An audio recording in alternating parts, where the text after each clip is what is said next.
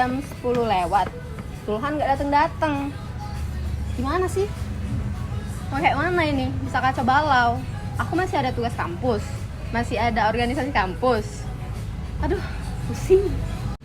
Santai aja, Nay. Mungkin dia kan lagi macet di jalan atau urusan keluarga.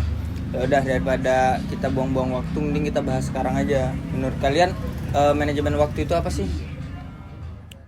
Kok manajemen waktu itu kayak kita ngatur waktu, terus ngejaga waktu kita biar nggak terbuang sia-sia. Terus juga bukan berarti kita kerja terus-terusan kayak robot, tapi pilih yang penting dulu. Kayak di bisnis, ada waktunya yang harus kita kerjain dulu, ada yang nanti. Kalau nggak dijaga, habis duluan, kayak bisa bangkrut gitu. Bener banget, Rah. Aku baca di buku yang bagus, soalnya waktu itu cuma 24 jam per hari, nggak bisa ditambah. Bagaimana kita mau memanajemen waktu kalau 24 jam aja kita nggak cukup atau nggak bisa memanajemen waktu tersebut? Bagaimana kita akan maju ke depannya untuk hal-hal yang tersebut? Ya, konsepnya emang sederhana tapi powerful. Jadi kayak waktu itu nggak bisa kita pinjem atau dibeli. Aku dulu sih sebenarnya nggak ngerti juga gimana konsep manajemen waktu itu. Tapi setelah aku pikir-pikir, aku sering ngerasa waktu itu kayak kurang. Tapi sebenarnya itu tuh bukan kurang, cuman akunya aja yang kurang bisa ngemanfaatin waktu yang ada. Atau bisa dibilang ya boros lah mungkin. Oke, bagus deh. Terus prinsip-prinsipnya apa aja? Aku ingat ada aturan 80/20 atau Pareto Principle. Artinya 80% harus bagus datang dari 20% kerjaan utama. Jadi kita harus cari tahu kerjaan mana yang paling ngaruh besar dan fokus ke situ. Misalnya di tugas kelompok ini 20% usaha kita, di riset bisa bikin 80% kontennya mantep. Betul banget, Naya. Prinsip yang aku suka itu dari yang Snower. Itu bagian kerjaan, jadi kayak dibagi 4 kotak kayak gitu. Yang pertama, yang penting dulu, yang harus cepat selesai kayak gitu. Kedua, terus juga yang nggak penting tapi harus dijadwalin gitu, kayak apa yang dilakuin untuk minggu depan. Terus kemudian yang mendesak tapi yang nggak penting kayak dikasih ke orang, kayak minta bantuan orang lain gitu tugasnya. Dan yang nggak penting sama sekali ya dibuang aja lah. Prinsipnya tuh jadi kayak biarin yang penting, dari yang penting sampai yang nggak begitu mendesak. Jadi aku mencoba pakai yang di minggu lalu buat tugas kuliah, lumayan kepake lagi sih itu. Bener banget itu, Rah. Prinsip itu bagus banget buat kita menghindari jebakan sibuk tapi nggak bisa produktif. Ada juga prinsip first thing first dari buku yang sama untuk tujuan yang besar. Kalau kita nggak tahu itu bagaimana kita akan ke depannya. Kalau kita nggak bisa memanajemen waktu tersebut, kita seperti ayam kehilangan kepala, lari tapi nggak kemana-mana. Benar-benar, prinsipnya santai sih, tapi susah dipraktikkan kalau lagi hektik. Yaudah yuk, kita ngebahas masalah alat dan detailnya aja. Tapi Zulhan mana ya? Biasanya kan emang dia yang suka tahu detail tentang itu. Iya, tapi dia nggak tahu kemana deh.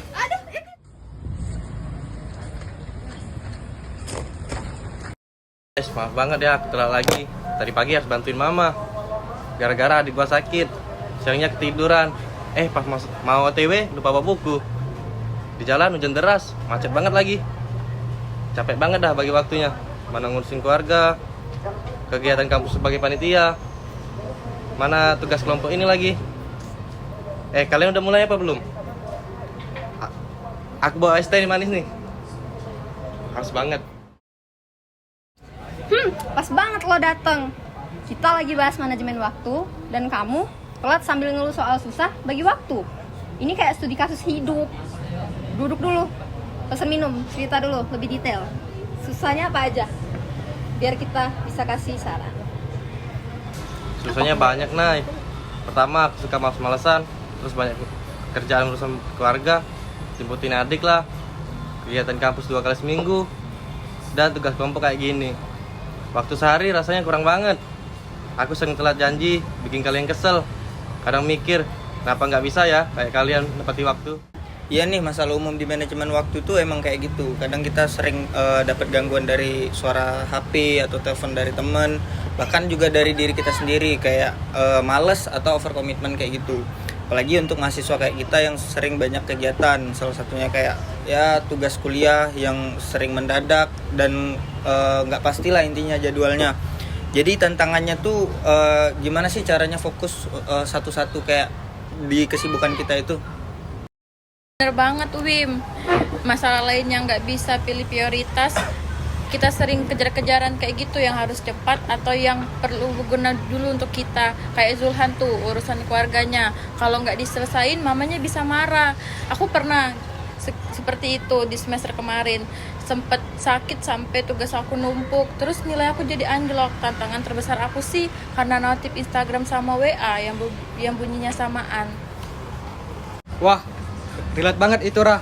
Tantangan lain buat cewek kayak lo dan lo juga Nay. Kadang urusan rumah atau keluarga ikut campur sama urusan kampus. Misalnya harus bantu masak atau urus adik dan lain-lain. Jadwal kuliah bergeser. Plus perfeksionisme, pengen semuanya bagus. Jadi mau gimana ke depannya? Lebih baiknya kita bahas yang secara baik untuk kita bisa maju lagi untuk dalam manajemen waktu. Iya, tolong dong, aku butuh tips praktis. Cara apa yang gampang buat orang sibuk yang kayak aku? Cara pertama, teknik Pomodoro. Kerja fokus 25 menit tanpa gangguan. Istirahat 5 menit. Setelah 4 ronde, istirahat panjang 15-30 menit. Bagus buat lawan males nunda. Aku coba kemarin buat laporan organisasi, lumayan, nggak bolos lagi. Rasanya kayak main game tapi produktif. Bagus itu Nay, alatnya banyak gratisan. Pertama kayak Todoist atau Trello. Jadi kita bisa ngasih centang kalau emang udah selesai. Biasanya sih aku pakai aplikasi itu untuk ngerjain skripsi, tugas kuliah, atau juga janji sama teman-teman lain. Jadi bisa lebih terjadwal gitu. Iya bener banget. Dan matriks Eisenhower bisa dipakai barengan time blocking. Aku bikinnya tuh di Excel, kayak sederhana gitu, dikasih kolom-kolom buat 4 kolom gitu, tulis tugas di situ. Atau enggak pakai Apple Store kayak Focus Booster dan time Pomodoro blocking plus laporan harian beberapa jam lo fokus gitu. Cara lainnya aku suka pakai makanan kata, kerjain yang paling susah dulu, enak dulu pagi-pagi biar sisanya terasa ringan. Misalnya Naya tuh kerjai revisian skripsi duluan sebelum ketemu keluarganya. Terus aku coba tuh di minggu lalu presentasi, lumayan nunda sampai malam. Ada tambahan juga nih, teknik journaling. Tiap malam tulis apa yang udah bisa dikerjain besok dan rencananya. Bisa di notes di HP atau buku kecil. Alatnya app kayak Day One atau bahkan WhatsApp Notes. Itu bisa bantu evaluasi diri atau buat hindari overcommitment. Cek dulu jadwal kita sebelum janji baru termasuk event kampus ke depan. Wah, banyak ya. Aku coba Pomodoro dan Google Calendar dulu deh. Mulai besok, kedengarannya gampang. Tapi manfaatnya apa sih sebenarnya? Biar aku semangat nerapin. Manfaatnya banyak banget loh Zul. Pertama, bisa kerjain lebih banyak tanpa capek, tambah produktivitas naik. Kedua, stres berkurang. Kalau waktu rapi, nggak panik lagi deket deadline. Tidur lebih nyenyak. Terus, hidup lebih seimbang. Ada waktu buat santai, main sama teman, atau hobi. Di bisnis, manfaatnya juga gede. Karyawan tuh kerja cepat. Terus, duit hemat karena nggak lembur. Hasil kerja bagus dan tepat waktu. Buat kita, mahasiswa, nilai naik. Kesehatan mental lebih oke. Dan nggak sering ribut sama teman-teman gara telat. Bener tuh, aku ngerasain manfaatnya pas semester lalu. Dulu sering begadang sampai jam 2 malam, mata merah terus. Sekarang pakai jadwal ketat, tidur jam 10 malam, bangun lebih fresh. Plus hubungan sama teman lebih oke. Nggak sering telat atau janji palsu gitu. Manfaat jangka panjangnya belajar disiplin yang ya berguna lah untuk kita di dunia kerja nanti. 3. Iya bener banget Wim, manfaat sosial kelompok kayak kita jadi lebih harmonis. Nggak ada yang ngomel-ngomel lagi kayak Naya tadi. Plus waktu kita lebih mudah buat hal have fun kayak gitu, kayak nongkrong sekarang tanpa harus buru-buru gitu. Oke, mantap. Tapi masalahnya tetap ada kan? Gimana kalau alatnya error? Atau jadwal berubahnya dadakan kayak urusan keluarga atau teman kelompok nggak on time? Aku sering gitu sih. Jadi janji bagi tugas, lain telat kirim bagiannya. Aku yang kena marah dosen. Itu tantangan kolaboratif loh Jul. Caranya komunikasi terbuka. Diskusi dulu soal jadwal, bikin deadline sama-sama temen, dan backup plan kalau ada yang telat. Misalnya set meeting via Zoom, kalau nggak bisa tatap muka secara langsung. Nah, sekarang yuk bahas contohnya, contoh nyata biar lebih jelas. Studi kasus pertama, perusahaan Toyota di Jepang. Mereka pakai cara-cara just in time atau JIT. Dalam manajemen waktu produksi, konsepnya produksi barang pas waktunya aja, nggak stok banyak-banyak supaya nggak boros tempat dan duit. Prinsipnya mirip Pareto, fokus ke efisiensi. Terus tantangannya supply chain harus tepat banget. Kalau bahan baku telat, datang gara-gara macet atau supplier error, produksi berhenti total. Tekniknya, mereka pakai software tracking real time dan training karyawan buat time blocking. Manfaatnya, hemat duit miliaran, produksi cepat, dan limbah rendah. Toyota jadi raja mobil gara-gara ini. Contoh lain, Steve Jobs di Apple. Dia pakai prinsip fokus ekstrim, tolak ribuan ide produk, prioritasin yang penting aja. Tekniknya weekly review, tiap minggu cek ulang jadwal dan progresnya. Alatnya meeting singkat dan tools sederhana.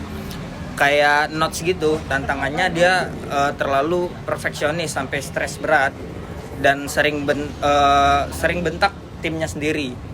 Tapi manfaatnya gede. Apple dari perusahaan kecil jadi raksasa tech. iPhone lahir tepat waktu. Bayangin kalau Jobs nggak atur waktu, mungkin Apple bangkrut kayak dulu. Atau contoh lokalnya ya Gojek di Indonesia. Jadi mereka itu ngatur waktu supir sama deliverynya lewat App Store, pantau lokasi secara real time. Konsepnya prediksi waktu berdasarkan traffic. Tantangannya ya macet di Jakarta atau hujan deras, bikin estimasi salah, kadang orderan telat.